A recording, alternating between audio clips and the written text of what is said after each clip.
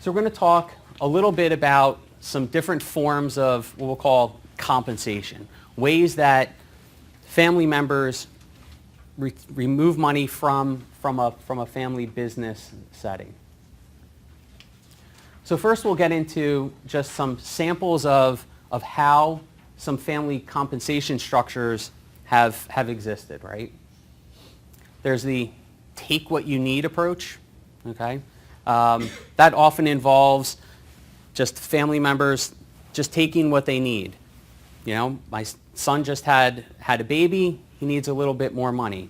My daughter just bought a house, she needs a little bit more money.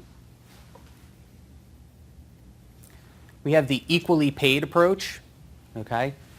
This often stems from issues where there's equal ownership in a business and a philosophy of everyone has an equal stake in the business, so we're therefore going to pay everyone equally.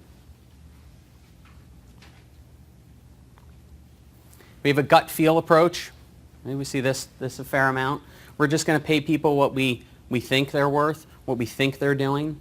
You can run into some situations in this scenario of a little bit of a halo effect where you may have a family member, very outgoing, very easy to work with. You think they're doing a good job, right? But they're often maybe not pulling their own weight.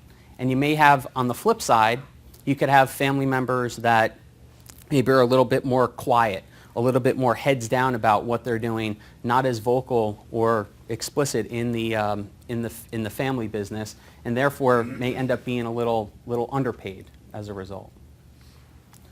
We also have what would be considered a custodial approach.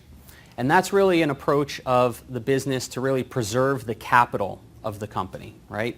Our purpose here is to grow the value of the company, and therefore there tends to be a little bit of conservatism in how employees are paid, how family members are paid, and how distributions are allocated at the end of each year.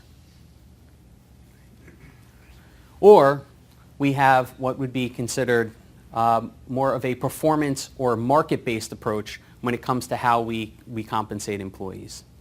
The other issue of why these other examples come into play, right, is you have the G1, the founder of the business, is often not focused on setting the right compensation structures for generations down the road. When they're first starting the business, they're more concerned with making sure they're going to be around in the next 3 to 6 months.